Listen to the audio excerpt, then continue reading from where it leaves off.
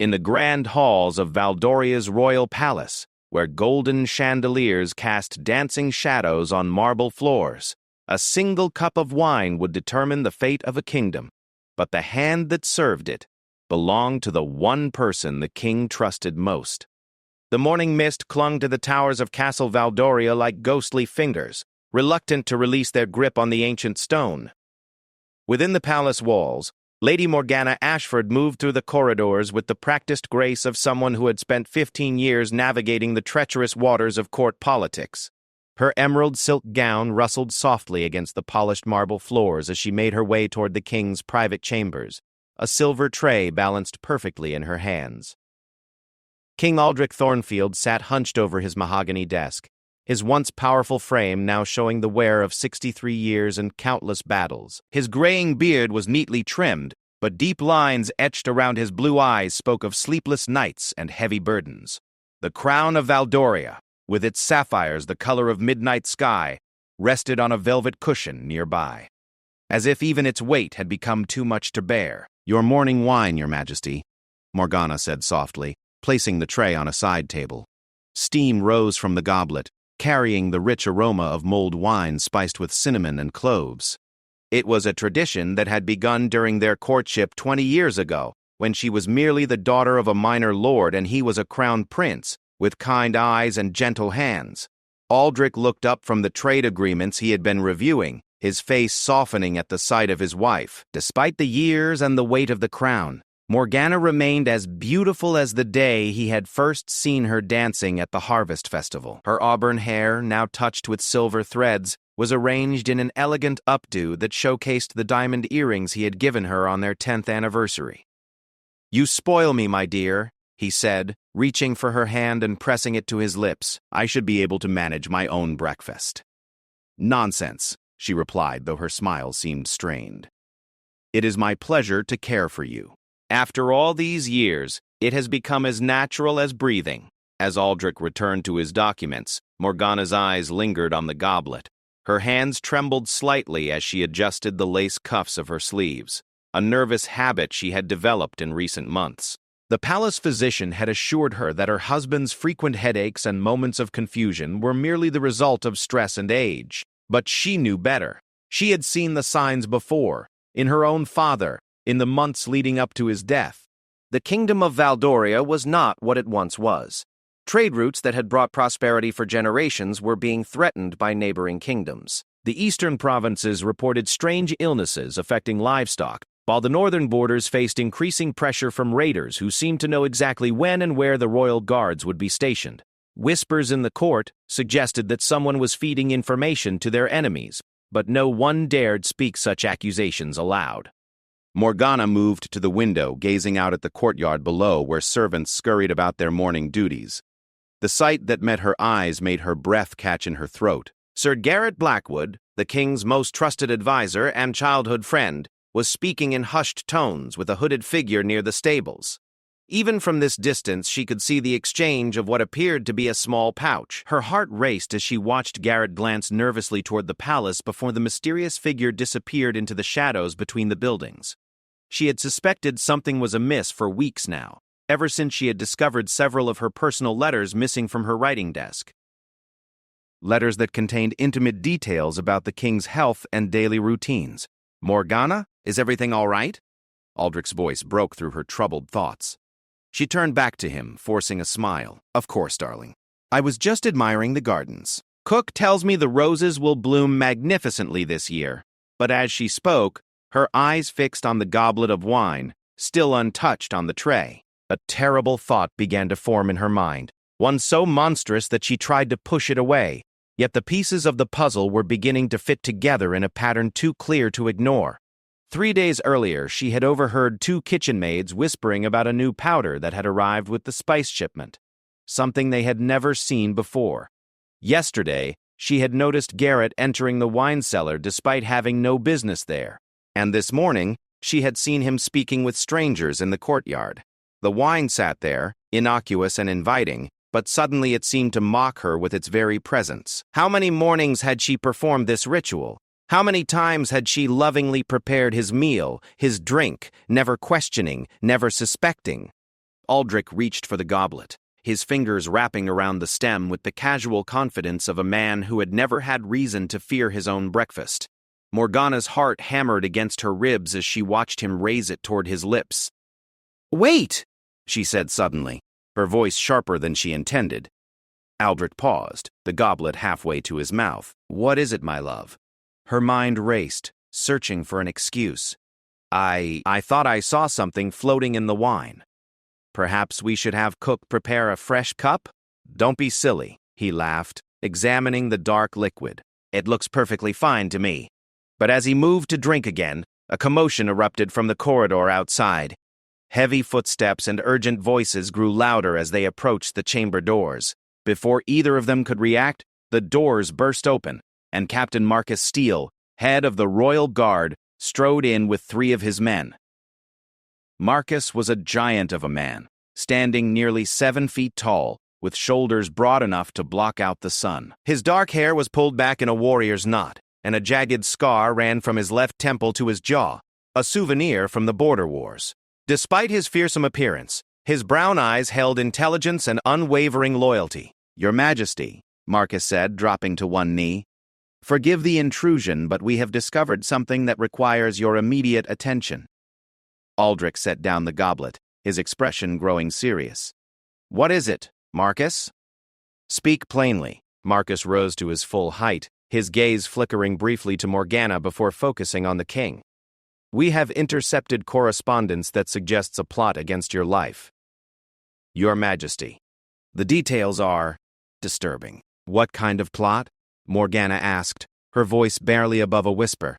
"Poison, Your Majesty," Marcus replied. "Our sources indicate that someone within the palace has been systematically introducing a slow-acting toxin into your food and drink. The effects would be gradual, designed to mimic natural illness and aging." The words hit Morgana like a physical blow. She swayed on her feet, gripping the back of a chair for support. Her worst fears were being confirmed, but not in the way she had expected. "That's impossible," Aldrich said, though doubt had crept into his voice. "Who would dare, and how?" Marcus's expression remained grim. "We are still investigating, Your Majesty, but the evidence suggests someone with intimate access to your daily routine, someone who knows your habits, your preferences, your schedule." Morgana felt the blood drain from her face as the implications of Marcus's words sank in. She was the one who prepared the king's morning wine. She was the one who knew his routines better than anyone. If someone was using her unwittingly as their instrument of murder, then she had been slowly killing the man she loved for weeks, perhaps months. "Test the wine," she whispered, pointing a shaking finger at the goblet. Both men turned to look at her, surprised by her sudden pallor and the tremor in her voice. "Test it now," she repeated, louder this time. "If what Captain Steele says is true, then that wine may be poisoned." Marcus moved swiftly to the tray, producing a small vial from his belt. He poured a few drops of the wine into it and added what appeared to be clear liquid from another container. Within seconds, the mixture began to foam and turn an alarming shade of green. The silence that followed was deafening. Aldrich stared at the foaming vial as if it were a serpent poised to strike. Morgana covered her mouth with her hands, horrified by how close she had come to watching her husband die. "Someone has been using you, Your Majesty," Marcus said to Morgana, his voice gentle but firm. "This was not your doing, but you have been the unwitting instrument of their plot." "But how?" she gasped.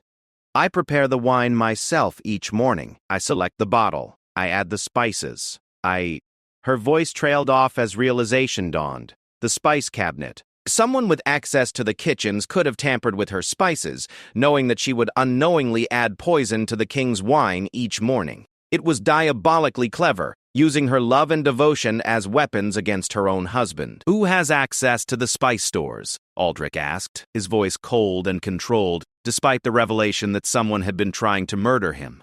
"Several people, Your Majesty," Marcus replied. "The head cook, the kitchen staff, and—" He paused, clearly reluctant to continue. "Say it," the king commanded. "Sir Garrett Blackwood. He requested a key to the stores 3 weeks ago, claiming he wanted to inspect the quality of the imports for the treasury records." Morgana felt her knees buckle. She had seen Garrett with the mysterious figure in the courtyard. She had noticed his strange behavior, his frequent absences, his nervous glances. The man who had been Aldrich's friend since childhood, who had stood at his side through wars and celebrations, who had been trusted with the most sensitive affairs of the kingdom. "Where is Garrett now?" Aldrich asked, his voice deadly quiet. "That is why we came immediately, Your Majesty," Marcus replied. "He was seen leaving the palace grounds an hour ago with several packed horses. Our men are searching for him, but he has had time to reach the border." The king stood slowly, his hands clenched into fists at his sides. The kindness that usually filled his eyes had been replaced by something Morgana had never seen before. A cold, calculating fury that reminded her that beneath the gentle exterior was a man who had led armies and conquered enemies. "He will not escape justice," Aldrich said. "Double the guard on the borders. Send ravens to every checkpoint between here and the neighboring kingdoms. I want him found." But even as he spoke, Morgana could see the pain in her husband's eyes. Garrett's betrayal cut deeper than any sword could. To discover that his oldest friend had been slowly poisoning him was a wound that might never heal.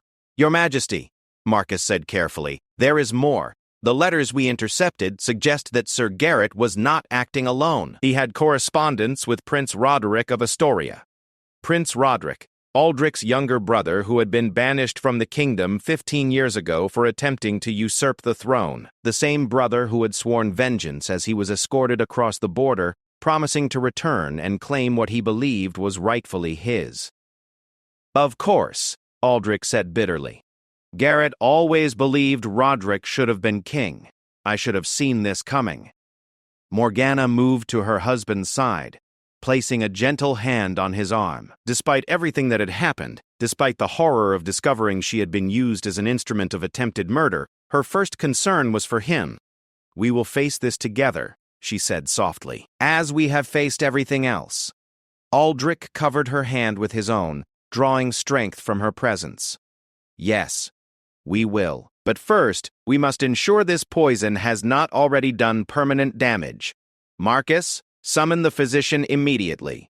I want to know exactly what we are dealing with."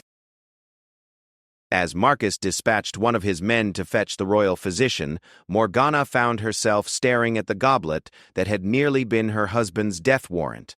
The wine had grown cold, its surface now still and dark as a midnight pool. How many mornings had she lovingly prepared his breakfast, never suspecting that she was being manipulated by those who wished him harm. The thought made her sick to her stomach, but it also filled her with a burning desire for justice. Garrett Blackwood and Prince Roderick had used her love against her, turned her into their unwitting weapon. They had violated the sacred trust between a husband and wife, and for that, they would pay. "Your Majesty," Marcus said, returning to their side, "I have stationed guards at every entrance to your chambers. Until we can be certain that all threats have been eliminated, we must take every precaution." "Good," Aldrich nodded. "And Marcus?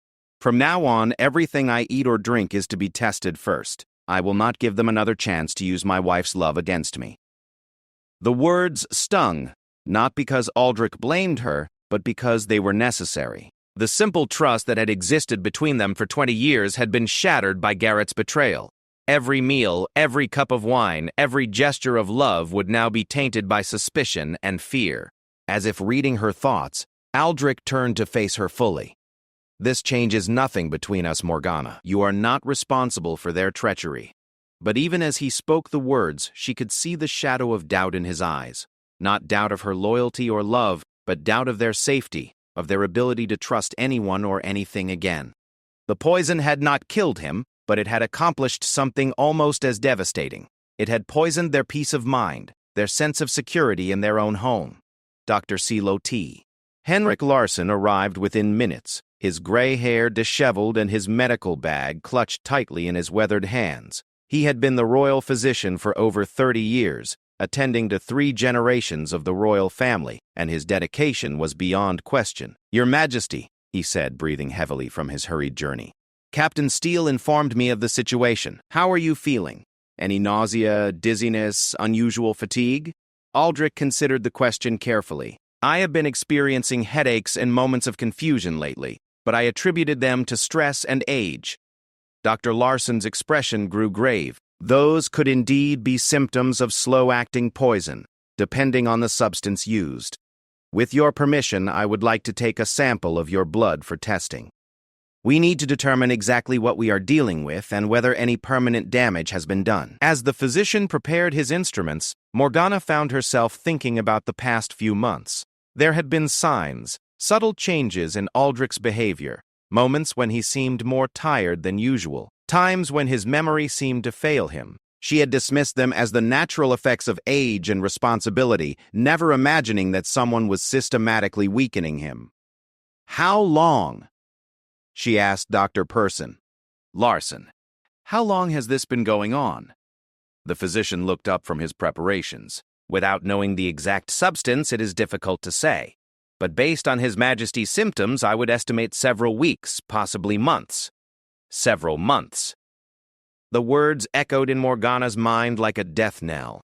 For months, she had been unknowingly poisoning her husband, day after day, morning after morning. The weight of that knowledge threatened to crush her, even though she knew she was as much a victim as he was. "Doctor," Aldrich said as Larson drew blood from his arm, "what are the chances of permanent damage?" "That depends entirely on the type and amount of poison used," Larson replied honestly. "Some toxins can be purged from the body with proper treatment, while others cause irreversible harm. Until I can identify the substance, I cannot give you a definitive answer." The uncertainty was almost worse than knowing. At least with knowledge came the possibility of action, of treatment, of hope. But this limbo of not knowing whether the king would recover, whether his mind had been permanently affected, whether he would live to see another year, was a torture all its own. Your Majesty, Marcus said, interrupting the medical examination. "We have received word from the border guards. Sir Garrett was spotted crossing into Astoria 3 hours ago. He is beyond our reach now." Aldrich's jaw tightened, but he showed no other sign of emotion. "Then we must assume that Prince Roderick will soon know of our discovery. We must prepare for the possibility that this was merely the first phase of their plan." Morgana felt a chill run down her spine. If Garrett's poisoning plot had failed, what would they try next? An invasion? An assassination attempt? A siege of the palace itself? "I want the castle secured immediately," Aldrich continued, his voice growing stronger despite his recent ordeal.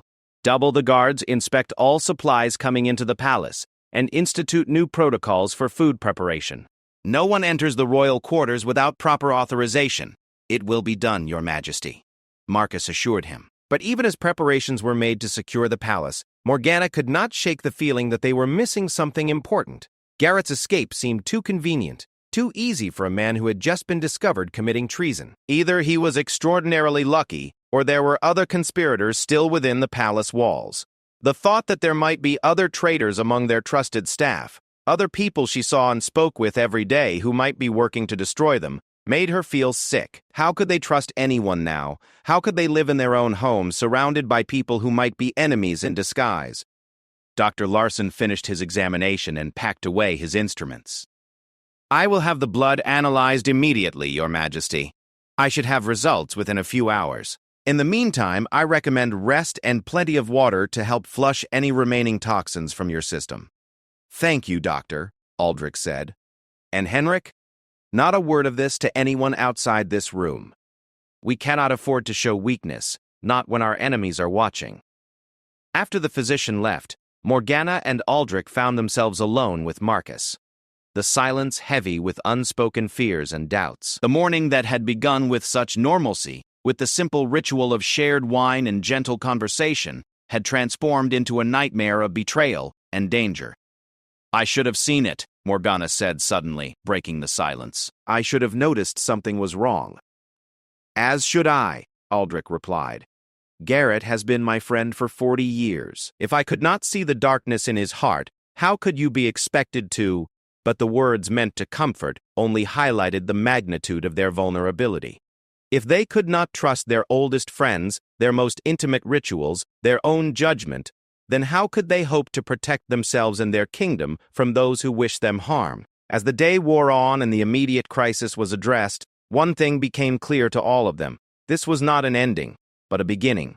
The failed poisoning attempt was merely the opening move in what promised to be a much larger and more dangerous game. Prince Roderick had shown his hand, and now the real battle for the kingdom of Valdoria was about to begin. The cathedral bells of Valdoria chimed midnight as Lady Elena Ravencrest made her way through the darkened corridors of the palace. Her black cloak whispered against the stone floors as she moved with the practiced silence of someone accustomed to nocturnal activities. As the kingdom's spymaster, Elena had spent the last 15 years gathering secrets and protecting the crown from threats both foreign and domestic. Tonight, however, she carried knowledge that would shake the very foundations of the realm.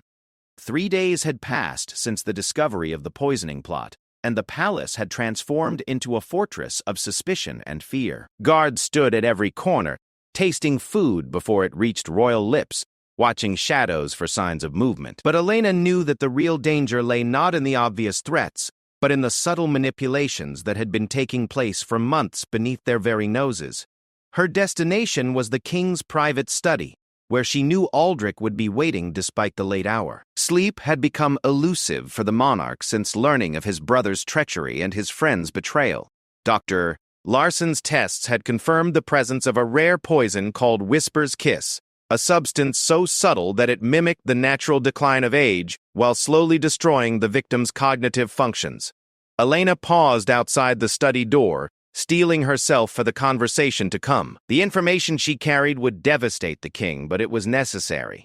The conspiracy they faced was far more complex and dangerous than anyone had imagined. She knocked softly 3 times in the pattern that had become their signal over the years.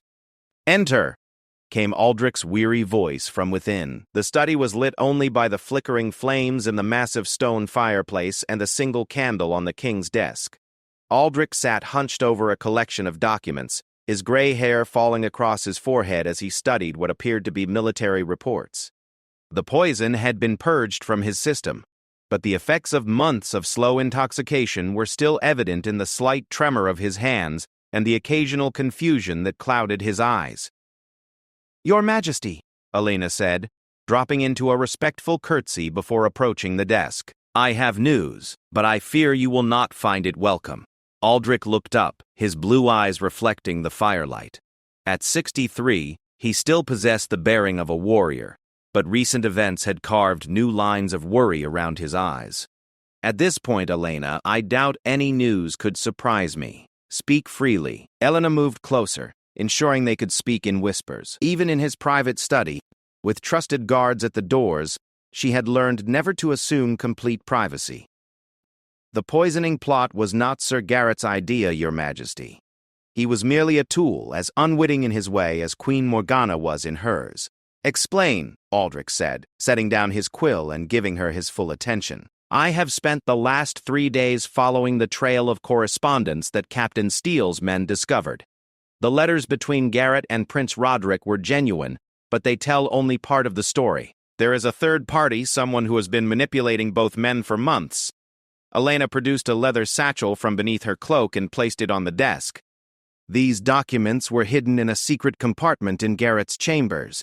They reveal that he believed he was gathering intelligence on Prince Roderick for you, Your Majesty. Each piece of information he passed to your brother was supposed to be false, designed to mislead him and protect the kingdom." Aldrich's expression shifted from anger to confusion. "You're saying Garrett thought he was serving me?" "Precisely. Someone convinced him that Prince Roderick had spies within the palace, and that the only way to protect you was to feed him false information through a carefully orchestrated double-agent operation. Garrett believed his correspondence with your brother was part of an elaborate trap you had authorized." The king opened the satchel and began examining the documents within. Elena watched as his face went through a series of expressions: disbelief, understanding, and finally, a terrible realization. "These orders," he said slowly, holding up a parchment bearing what appeared to be his own seal. "I never wrote these. But the seal is genuine. The handwriting. He studied it more closely in the candlelight. It's very good, but it's not mine. The A in my signature has a slight flourish that this lacks. Someone with access to your private seal and considerable skill in forgery has been issuing orders in your name," Elena confirmed. "Garrett received dozens of these over the past several months, each one more convincing than the last. He genuinely believed he was following your commands." Aldrich set down the forged documents and leaned back in his chair, the weight of this revelation clearly overwhelming. Then Garrett is as much a victim as I am. Someone used our friendship, his loyalty, to turn him into an unwitting traitor. There's more, Your Majesty, Elena said grimly. The poison was never meant to kill you quickly.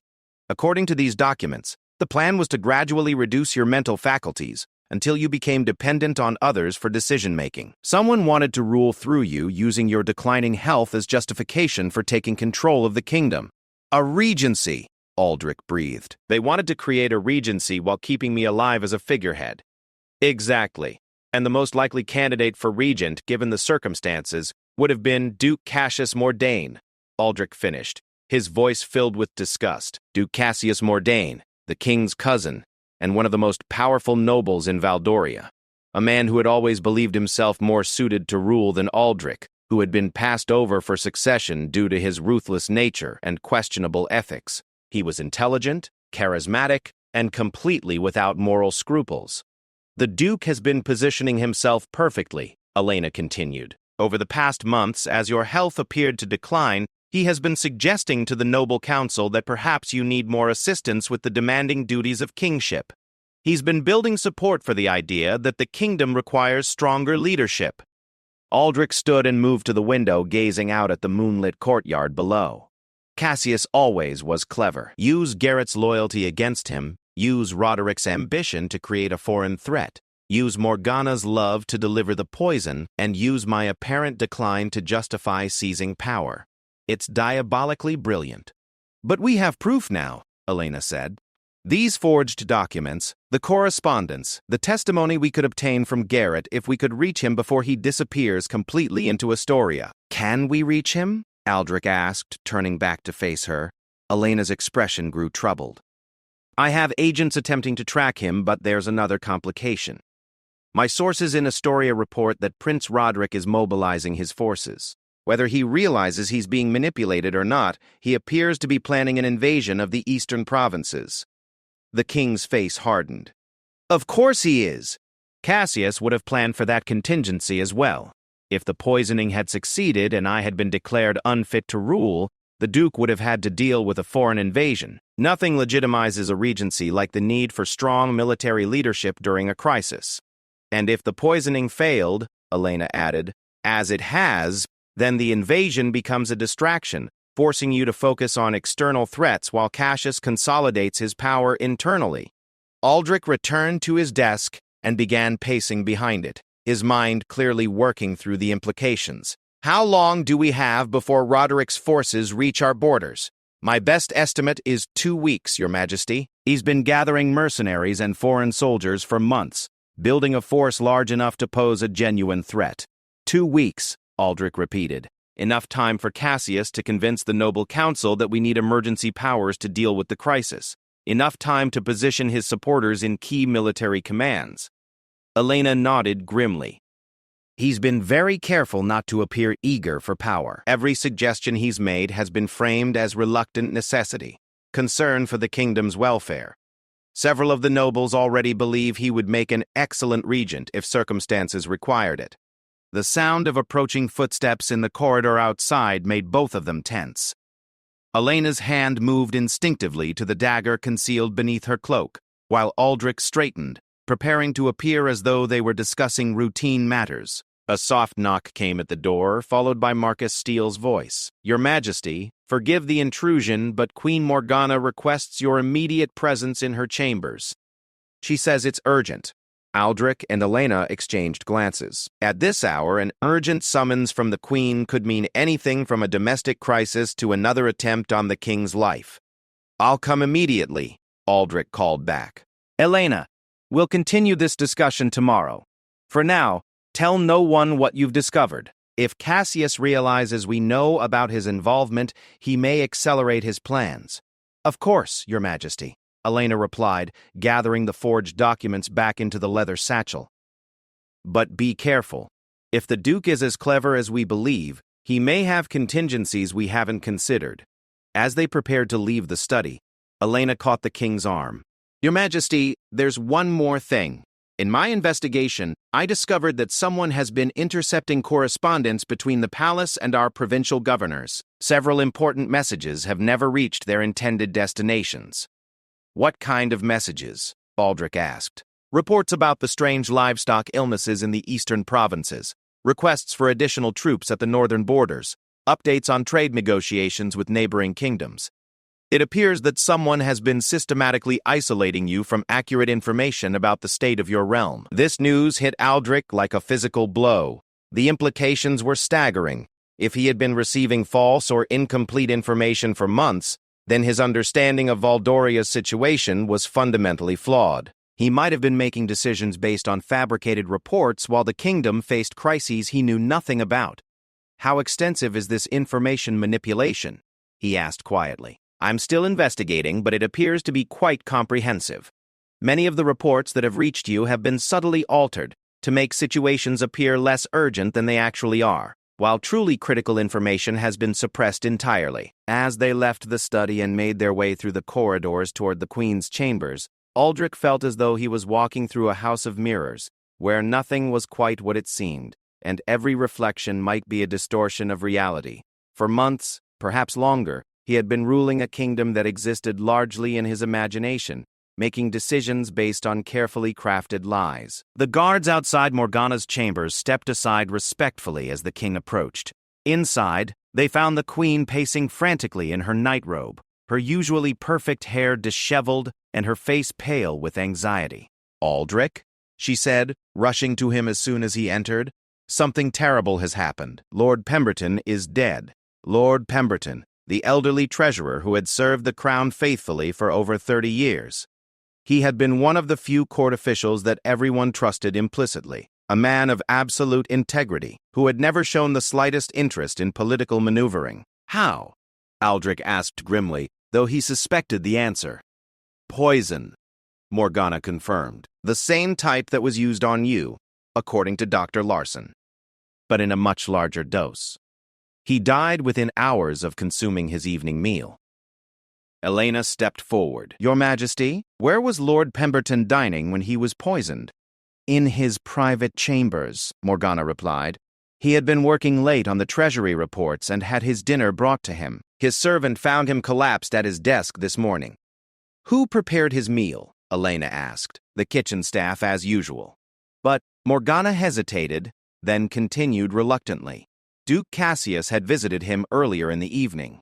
They were discussing some discrepancies in the provincial tax collections. Aldrich and Elena exchanged meaningful glances. Lord Pemberton's death was not a coincidence. The treasurer must have discovered something that threatened Cassius's plans, something worth killing for. "Did Lord Pemberton mention anything specific about these discrepancies?" Aldrich asked. Morgana nodded. "He told me he had found evidence of significant funds being diverted from the royal treasury. Money that should have been used for border defenses and provincial improvements had been redirected to private accounts. He was preparing to present his findings to you tomorrow." "Those findings," Elena said urgently. "Where are they now?" "That's what's so strange," Morgana replied. "When the guards searched his chambers after discovering his body, they found nothing. No documents, no ledgers, no evidence of the investigation he had been conducting. His desk had been cleared completely." Elena felt a chill run down her spine. Lord Pemberton's murder was more than just the elimination of a threat. It was the destruction of evidence that could have exposed the full extent of Cassius's corruption. Without those financial records, proving the Duke's guilt would be nearly impossible. "We need to search the Duke's chambers," Elena said quietly. "On what grounds?" Aldrich asked. "We have suspicions, but no proof that would justify such an action. If we move against Cassius without solid evidence, we risk splitting the noble council and weakening the kingdom just as Roderick prepares to invade." It was a terrible catch-22. They needed evidence to move against the Duke, but he was systematically destroying that evidence while positioning himself to claim power legally through the appearance of competence and necessity. "There may be another way," Elena said thoughtfully. "Lord Pemberton was meticulous in his record-keeping. It's possible he kept copies of his most important documents in a secure location outside the palace." "Where?" Morgana asked. His brother's estate in the countryside. Lord Pemberton often spoke of his brother's library as a place where important documents could be stored safely. If we could search there, it would take at least 2 days to reach the estate and return, Aldrich pointed out. We may not have that much time. As they discussed their options, Elena became aware of a subtle sound from the corridor outside, footsteps that seemed to pause just outside the Queen's chambers. She held up a hand for silence and moved quietly to the door, listening intently. After a few moments, the footsteps resumed, moving away from the chambers. But the brief pause had been enough to confirm Elena's suspicions. Someone had been listening to their conversation. "Your Majesty," she whispered, "we are not safe here. Someone knows we're discussing Lord Pemberton's death and our suspicions about Duke Cassius." Aldrich's face grew grim. "Then we must assume that our plans are compromised before we even make them. Cassius will know we suspect him." "Not necessarily," Elena replied. "Whoever was listening may not have heard enough to understand the full extent of our knowledge, but we must be more careful about where and when we discuss sensitive matters." "What do you recommend?" Morgana asked. Elena considered their options quickly. "We need to divide our efforts. Your Majesty, you must continue to act normally, as though you suspect nothing beyond Garrett's obvious betrayal. Let the Duke believe his manipulation is still working. Meanwhile, I'll take a small trusted team to search Lord Pemberton's brother's estate." "And if you find evidence of the Duke's corruption?" Aldrich asked. "Then we'll have what we need to expose him before the noble council. But we must be prepared for the possibility that he'll act first. If Cassius realizes we're closing in on the truth, he may attempt a direct coup rather than waiting for the Regency option." The implications of this possibility hung heavy in the air.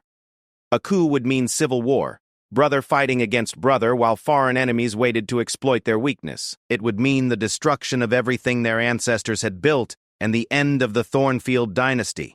"There's something else we must consider," Morgana said quietly. "The timing of Roderick's invasion may not be coincidental.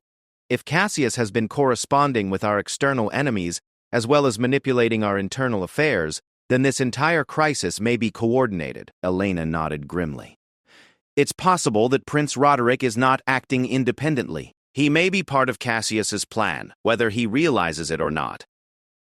Or he may be planning a double cross of his own," Aldrich added.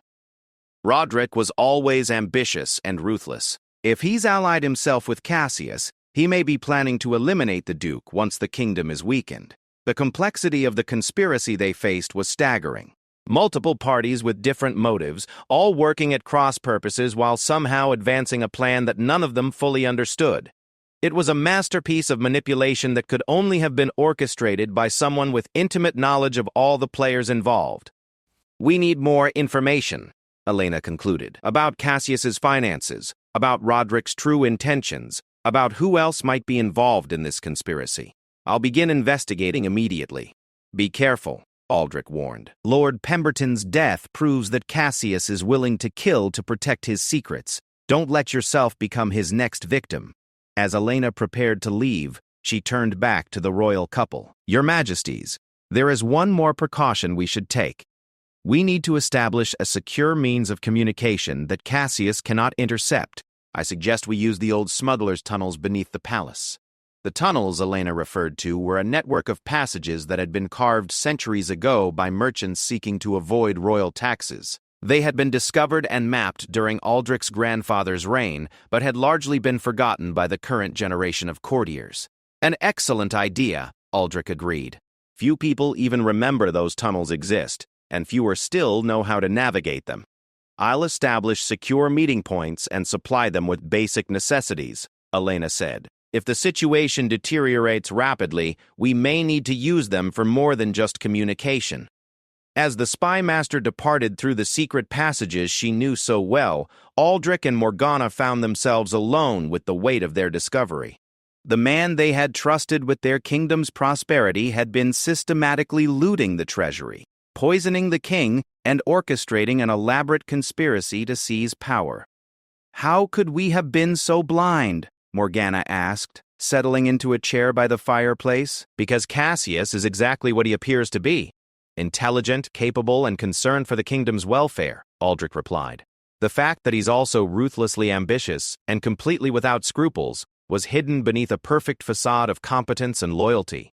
"What do we do now?" she asked. Aldrich joined her by the fire, taking her hand in his. "We do what we've always done. We protect our people and our kingdom, no matter the cost. But this time, we must be smarter than our enemies. We must outmaneuver Cassius at his own game." Outside the palace windows, storm clouds were gathering on the horizon, and the wind carried the scent of rain and change. The kingdom of Valdoria stood at a crossroads, and the decisions made in the coming days would determine whether it survived as a free realm or fell to the ambitions of those who would destroy it for power. But in the quiet of the queen's chambers, as husband and wife held each other against the gathering storm, there was still hope. They had discovered the truth in time, and they had allies willing to risk everything to preserve what their ancestors had built. The battle for Valdoria was far from over, but at least now they knew who their real enemies were. The autumn rain drummed against the diamond-paned windows of Pemberton Manor, as Lady Elena Ravencrest carefully examined the contents of the hidden safe she had discovered behind a false panel in the library. The manor house, belonging to Lord Pemberton's younger brother, Sir William, sat on a hill overlooking the wine country 20 miles from the capital. It had taken Elena and her small team of trusted agents nearly 18 hours of hard riding to reach this remote location. Sir William Pemberton, a scholarly man in his 50s with ink-stained fingers and gentle eyes, hovered nervously nearby as Elena sorted through the documents his late brother had stored here. The old treasurer had been more prescient than anyone had realized. He had indeed kept copies of his most sensitive investigations, far from the palace and its potential corruption. "My brother was always careful," Sir William said quietly, his voice heavy with grief. "He told me months ago that he feared someone was stealing from the crown, but he wanted to be absolutely certain before making any accusations." Elena nodded without looking up from the ledgers spread across the massive oak table. What she was reading confirmed her worst fears and exceeded them. The scope of Duke Cassius Mordane's corruption was staggering. He had been systematically looting the royal treasury for over 3 years, diverting funds intended for infrastructure, defense, and aid to the provinces. "Sir William," she said finally, "did your brother ever mention specific amounts? The scale of what I'm seeing here suggests millions of gold sovereigns have been stolen." The scholar nodded grimly. "He estimated the theft at nearly 4 million sovereigns over 3 years, enough to bankrupt several smaller kingdoms. He was particularly concerned because the missing funds were specifically allocated for border defense and emergency reserves." Elena felt a chill that had nothing to do with the damp autumn air. 4 million sovereigns would explain why the border defenses had been weakened, why reports of strange illnesses in the eastern provinces had been ignored, why trade negotiations had faltered. Cassius had been deliberately weakening the kingdom while enriching himself, creating the exact conditions that would justify his seizure of power. Her aide, a sharp-eyed young woman named Sarah Blackthorne, looked up from another stack of documents.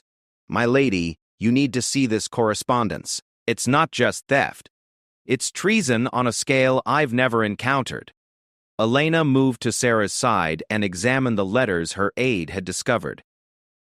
They were written in code, but it was a cipher Elena recognized, one used by foreign intelligence agents.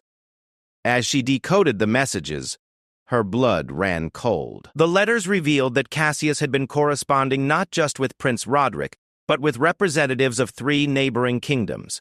He had been selling military secrets, revealing troop positions, and providing detailed information about Valdoria's economic vulnerabilities. In exchange, he had received not only gold, but promises of support for his eventual rule. "He's been planning this for years," Elena breathed. The poisoning of the king, the manipulation of Garrett, the invasion threat from Roderick. All of it was designed to create the perfect storm of crises that would allow him to seize power legally.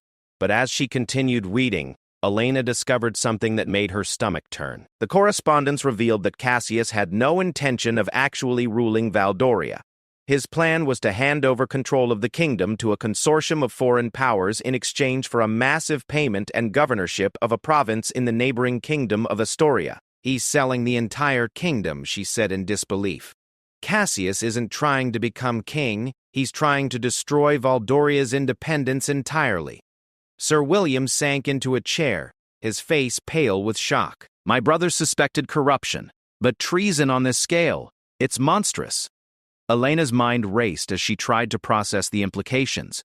If Cassius succeeded in his plan, Valdoria would cease to exist as an independent realm. Its people would become subjects of foreign powers, its resources would be plundered, its culture would be systematically destroyed. The kingdom that had stood for over 500 years would disappear from the map. Sarah, how quickly can we get word back to the capital? Elena asked urgently. Using the relay system, we could have a coded message there by dawn, Sarah replied. But my lady, there's more. I found correspondence indicating that Duke Cassius has agents placed throughout the palace guard and the noble council. Even if we warn the king, we can't be certain our message won't be intercepted. Elena cursed under her breath. They had the evidence they needed to expose Cassius, but no secure way to deliver it to those who needed to see it. Meanwhile, every hour they delayed gave the Duke more time to consolidate his power and advance his treasonous plans. There's something else, Sir William said hesitantly. My brother mentioned that he had shared his suspicions with one other person in the palace, someone he trusted completely, but he never told me who it was. Elena looked up sharply. Another ally? Someone who might already know about Cassius's crimes? Possibly. He said this person had access to information he didn't and might be able to confirm his suspicions, but he was very secretive about it, said it was safer if fewer people knew. This revelation changed everything.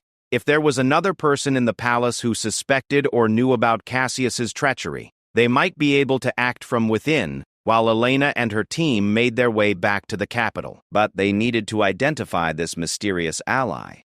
Did your brother leave any clues about this person's identity? Elena asked. Sir William thought for a moment, then moved to his brother's desk. He had a habit of leaving himself cryptic notes as reminders. Let me see if I can find anything. As Sir William searched through papers and books, Elena continued examining the correspondence. The more she read, the more she realized that the conspiracy went beyond even Cassius's treachery. The foreign powers backing him had been planning this takeover for years, carefully studying Valdoria's weaknesses and positioning their own agents throughout the region. My lady, Sarah said urgently, look at this shipping manifest. It shows regular deliveries of supplies to a warehouse district in the capital, paid for with funds from the royal treasury, but directed to locations that aren't royal properties. Elena examined the manifest and felt her heart sink. The supplies included weapons, armor, provisions, and other military equipment, enough to outfit a small army. Cassius had been using stolen royal funds to arm his own forces, preparing for the moment when he would need to seize control by force if his legal methods failed. How many men could be equipped with this amount of materiel, Elena asked. Sarah calculated quickly. At least 2,000, possibly more. A force large enough to control the capital and key strategic points throughout the kingdom. 2,000 armed men loyal to Cassius, positioned within striking distance of the palace and other critical locations. Even if King Aldrich had warning of the Duke's treachery, he might not have sufficient loyal forces to resist a well-coordinated coup.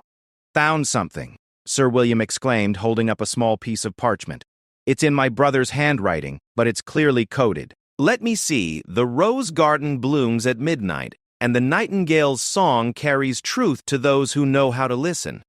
Elena frowned, trying to decipher the meaning. Rose garden. Could that refer to a specific location in the palace? There is a formal rose garden behind the Queen's chambers, Sarah offered, and midnight could indicate a meeting time. But who is the nightingale? Elena wondered aloud. Sir William suddenly straightened. Wait, I think I know. My brother once mentioned that he had a code name for someone at court, someone whose voice carried important information. He called her the Nightingale because she sang so beautifully at court functions, but more importantly, because she heard everything. A woman, Elena mused, someone with access to court functions, someone who hears conversations others might miss. Suddenly the pieces clicked together. Lady Catherine Ashford, the court musician. She's the Queen's cousin and performs at every royal function. She would have access to private conversations, and as a musician, she's often overlooked while nobles discuss sensitive matters in her presence. It made perfect sense.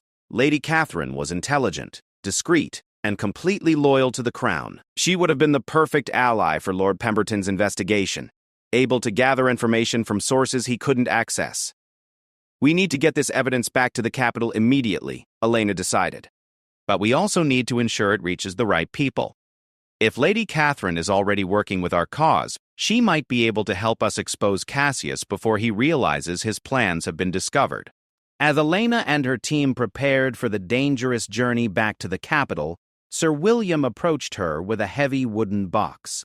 My brother left this with specific instructions that it should only be opened in the gravest emergency. I believe this qualifies. Elena carefully lifted the lid of the box and found herself staring at what appeared to be an exact duplicate of the royal seal, not a forgery, but a legitimate seal that had been thought lost years ago. Beneath it was a letter in Lord Pemberton's careful handwriting. My dear friend, the letter began, if you are reading this, then my fears have been realized and I am most likely dead. The seal in this box is the emergency seal created during the border wars, when there was concern that the main royal seal might be captured by enemies. It has the same legal authority as the king's personal seal and can be used to issue binding royal commands. Elena's hands trembled slightly as she read the rest of the letter. Lord Pemberton had anticipated that Cassius might forge royal orders and had provided them with the means to issue legitimate counter-orders that would carry the full weight of royal authority. This changes everything, she said to Sarah. With this seal, we can issue orders to arrest Cassius and his supporters, to secure key locations, to mobilize loyal forces. But we have to use it carefully. Once we act, there will be no hiding our knowledge of the conspiracy. The journey back to the capital would normally take 18 hours, but Elena knew they couldn't afford that much time. Every hour they delayed gave Cassius more opportunity to advance his plans. They would have to risk the dangerous night roads and hope to reach the palace by dawn. As they prepared to depart Pemberton Manor, Elena made a difficult decision. She would split her team, sending Sarah and the bulk of the evidence back to the capital, while she took a smaller group to investigate the warehouse district mentioned in the shipping manifests. If Cassius had indeed stockpiled weapons and equipment there, it might be possible to sabotage his preparations before he could deploy his forces. Be careful, my lady, Sarah warned as they prepared to separate. If the Duke realizes what we've discovered, he may abandon his original plans and move to immediate violence. I know, Elena replied grimly. But we can't allow him to have 2,000 armed men at his disposal when this crisis comes to a head. The king's loyal forces are already stretched thin dealing with the threat from Prince Roderick's invasion. We need to level the odds. As the two groups rode off into the stormy night, Elena couldn't shake the feeling that they were racing against time toward an inevitable confrontation. Everything depended on reaching their allies before Cassius realized his conspiracy had been exposed. The kingdom of Valdoria balanced on the edge of a precipice, and the next few hours would determine whether it survived or fell into the hands of those who would destroy it. Meanwhile, back at the palace, King Aldrich was dealing with his own crisis. The Noble Council had been called into emergency session, following reports that Prince Roderick's forces had crossed the border and were advancing toward the eastern provinces. Duke Cassius, playing his role perfectly, had proposed granting emergency powers to a military council to deal with the invasion threat. Your Majesty, Cassius said with apparent reluctance, I understand your desire to lead our forces personally, but given your recent health concerns, perhaps it would be wiser to delegate military command to those who are in peak physical condition. Several nobles nodded agreement, clearly swayed by the Duke's reasonable tone and obvious concern for the king's welfare. They had no way of knowing that Cassius had orchestrated the very health crisis he was now using to justify limiting the king's authority. King Aldrich felt trapped. He couldn't reveal his knowledge of the poisoning plot without exposing Elena's ongoing investigation, but he also couldn't allow Cassius to gain emergency powers that would essentially make him the kingdom's ruler. The Duke had maneuvered him into a position where any resistance would appear unreasonable or paranoid. I appreciate your concern, Cassius, Aldrich replied carefully, but I have recovered fully from my recent illness. I am quite capable of leading our kingdom through this crisis. Of course, Your Majesty, Cassius said smoothly. But surely you would agree that such momentous decisions should not rest on the shoulders of one man alone, no matter how capable. Perhaps we could establish a war council with shared authority, ensuring that all perspectives are considered before major decisions are made. It was a trap disguised as a reasonable compromise. A war council with shared authority would dilute the king's power while elevating Cassius and his supporters. Once established, such a council would be difficult to dissolve, and it would provide the legal framework for the Duke to seize complete control when the time was right. "I will consider your proposal," Aldrich said neutrally, buying time while hoping that Elena's mission would provide him with the evidence he needed to expose the conspiracy. But as the council session continued, it became clear that Cassius had already won over a majority of the nobles. They genuinely believed that the kingdom faced multiple crises requiring emergency measures, and the Duke's proposals seemed like reasonable responses to extraordinary circumstances. As the meeting adjourned with plans to reconvene the following morning to vote on the War Council proposal, Aldrich found himself wondering if Elena would return in time with the evidence they needed. The net was closing around him, and he was running out of options to resist Cassius's carefully orchestrated coup. Unknown to any of them, Lady Catherine Ashford sat in her chamber composing a coded message of her own. She had indeed been working with Lord Pemberton, and she knew far more about Cassius's conspiracy than anyone realized. As the court musician, she had heard conversations, seen documents, and witnessed meetings that painted a complete picture of the Duke's treachery. But Catherine also knew something that even Elena didn't suspect. Cassius's conspiracy had an additional layer of complexity that made it even more dangerous than they realized. The Duke was not just planning to sell Valdoria to foreign powers. He was planning to eliminate everyone who could expose his crimes, including the king, the queen, and anyone else who posed a threat to his plans. As she sealed her coded message and prepared to send it through channels that Cassius couldn't intercept, Catherine wondered if Elena would return in time to prevent the massacre that the Duke was planning. The kingdom of Valdoria had survived many threats over its long history, but it had never faced an enemy as cunning and ruthless as the one who now sat at the king's right hand, smiling and offering counsel while plotting the destruction of everything he pretended to serve. The storm that had been brewing for months was finally ready to break, and when it did, the very foundations of the kingdom would be tested. Only time would tell whether Valdoria would emerge from the chaos as a free realm or disappear forever into the pages of history. Dawn broke gray and cold over the kingdom of Valdoria as Lady Elena Ravencrest crouched in the shadows outside Warehouse 17 in the merchant district of the capital. The building before her was one of several that Duke Cassius had been using to stockpile weapons and supplies, all purchased with funds stolen from the royal treasury. Elena's small team of agents had confirmed her worst fears. The Duke had indeed assembled enough equipment to arm a significant force, all positioned within striking distance of the palace. Elena's lieutenant, Marcus Quinn, appeared at her side like a ghost.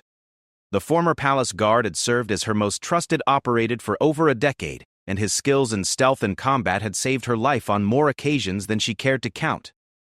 "The warehouse is lightly guarded," Marcus reported in a whisper. "Only 6 men visible, but there could be more inside. The weapons are stored in the main chamber, enough crossbows, swords, and armor to outfit at least 1,500 men." Elena nodded grimly. Even 1,500 armed conspirators would be enough to overwhelm the palace guards and seize control of the capital, especially if they struck during the chaos of Prince Roderick's invasion from the east. "What about the other warehouses?" she asked. "Teams are in position at all 5 locations. We're ready to move on your signal." Elena checked the position of the sun through the cloudy sky. Sarah should have reached the palace by now with the evidence from Lord Pemberton's investigation. If everything had gone according to plan, King Aldrich would be preparing to move against Cassius even as Elena dealt with the Duke's stockpiled weapons.